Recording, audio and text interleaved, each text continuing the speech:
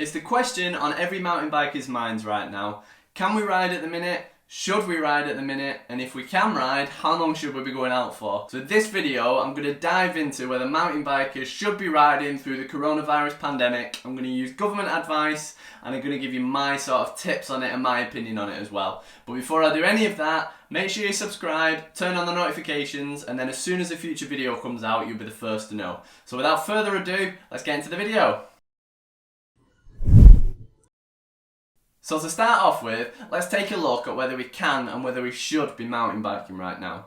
So there's official government advice out there on when we can leave our homes. So if you go to gov.uk and actually have a look at this, they say one form of exercise a day, for example a run, walk or cycle, alone or with members of your household. If you go out, you must stay 2 meters away from other people. We advise you to stay local and use open spaces near to your home where possible. Do not travel unnecessarily. So what they're saying, and this is as official advice as you can get, there's nothing out there that's official from the government saying you can or can't mountain bike. And I don't think there should be either, because they've got better things to be doing than listing hundreds of various different types of exercise and sports and saying whether you can or can't do them. But if you think about it, mountain biking is cycling, it's a form of cycling. I just think this is where our common sense comes in. So my opinion, based off official advice, is that we are okay to go out mountain biking, but what we need to do is we need to keep it really steady right now. We need to keep it nice and tame. Don't take any unnecessary risks, because if we are going out there sending the biggest drops, doing normal jumps, going off steep downhills, we're going to be injuring ourselves. Someone is going to crash, someone's going to injure themselves and hurt themselves, and you might end up putting yourself in hospital. Now is not the time to be putting added pressure onto your country's healthcare system. Here in the UK, the NHS is already overstretched. It doesn't need us morons turning up with a broken wrist and having to go through that. When I broke my wrist, you needed x-rays, I had to have a CT scan on it, I took doctor's time, I took nurse's time, then I had to have an operation on it to make sure it was straightened.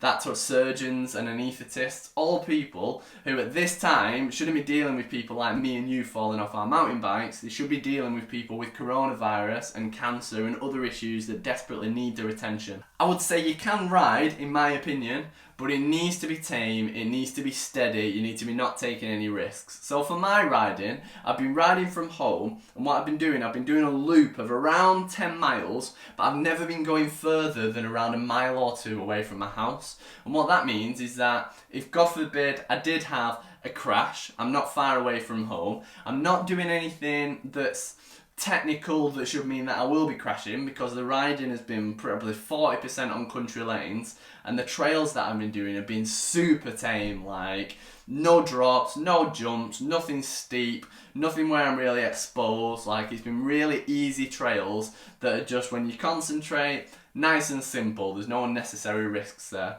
One thing that I say you shouldn't do as well is you shouldn't be driving to any trails. So if you live in a city, for example, at the moment, ride around the streets around your area, but don't get in your car and drive far away, because we shouldn't be doing that right now. And the other side as well is don't ride far from your home. So try and stay local, circumnavigate around your home, keep it local based, because if you do go for a long distance ride, you're 10 miles away from home and you have a mechanical, you then need somebody to come and get you in the car, and that's a complete unnecessary journey that could be avoided, and that's just increasing the risk. Remember, the more cars that are on the roads, the more people there are out there, the more chances of things happening that need doctors and nurses' attention, and the police and everybody else, so don't go far. So in my opinion, I think it's okay to be riding your bike right now. It just needs to be near home, you can't drive to any trails, and it needs to be super mellow, super chilled out, it needs to be, dead relaxed. If you think, there's loads of different types of mountain biking. The most extreme, you've got your Red Bull Rampage, people sending 50-foot drops, mega dangerous. On the other side of it, you've got people who just do really chilled out canal towpath type riding.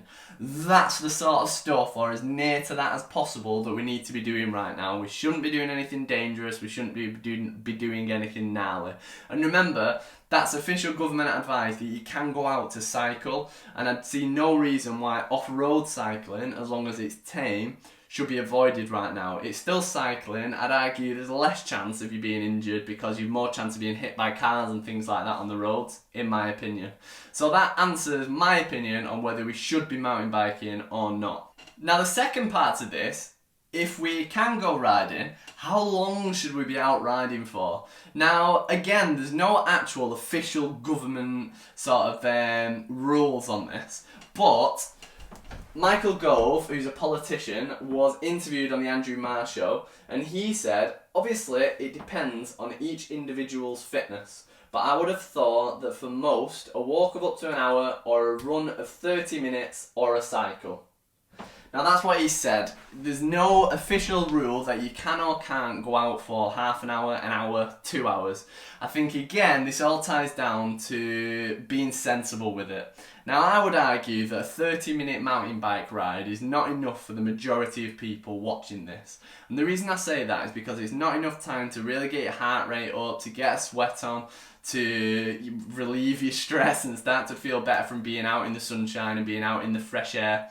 But on the flip side, I really don't think we should be riding for 2, 3, 4, 5 hours plus right now, because the longer that you're out there, the more chance of you injuring yourself, the more tired you're going to be getting, and therefore you're increasing the chances of you making a mistake. So for me personally, I'm going to be riding for around probably an hour up to an hour and a half within that kind of band.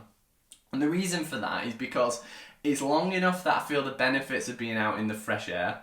It's long enough for me to get a decent mileage in that's still close to home. It's long enough for me to feel that I'm sweating and having a good workout in. But it's not so long that I'm starting to get exhausted, where I'm going to make a mistake. I'm not starting to get hungry while I'm out riding again. You're increasing the chances of making mistakes. So for me, in my opinion, that hour to an hour and a half is a sweet spot for most mountain bikers watching this to get out, to go and have a ride. If you're limiting yourself to just half an hour, you're probably going to want to thrash yourself in that half an hour. And I'd then argue that you're more likely to be hit by a car, to make a mistake and to fall off, to do something stupid that causes an injury. And as well, you're pushing your heart rate really high, so people with underlying health issues they might not know about are more likely to have complications. So in my opinion, and using the government advice, I would say an hour to an hour and a half is about right for most mountain bikers, and I really wouldn't be pushing it higher than that right now. Now, that's my advice on whether we should be riding and how long we should be riding for. I'd say the one thing that I want to kind of finish this video on is I've seen a few people on social media swearing at other people, shaming them for going out on the bikes, telling them they should be staying the F at home. Now, first of all, there's no reason to ever swear or shout at anybody. Like, let's keep things civil. But if you're probably not one of those people watching this, but those people who are just swearing and going wild at other people, you're gonna get ignored. If you tell someone they're an effing this or an effing that and they should stay the F home, they're gonna block you and then they're gonna ignore you. Like, right now, I think if we tell mountain bikers they can't go out riding, a lot of people aren't going to listen. They're going to go out and ride the bikes anyway. However, if we put videos and messages like this out, like the single track advice of no car, no nah, not far, then people might watch that video and think, alright, you know what, I do want to get out on my bike, but I will just go out for an hour and I'll keep it steady. And I think that is really productive advice, and that will just bring us, help us mountain bikers still get out and exercising, but bring the risk levels right down. And I think, in my opinion, and your opinion is valid too, I'd love to hear it in the comments, that's what I think we should be doing right now. So I think we can ride right now, in the UK at least. I would argue that we possibly should be riding because it's great for our mental health, but I would say keep it steady, don't go far, and keep it under an hour and a half absolute max. So that's my advice, but I'd love to hear what you think about it in the comments. So please leave a comment and just tell me what you think. I genuinely would really like to know your opinion on this and what the sort of general consensus is out there. And to watch any future MTB fitness videos, make sure that you subscribe and turn on those notifications, and I'll see you next time for another MTB fitness video. Thanks.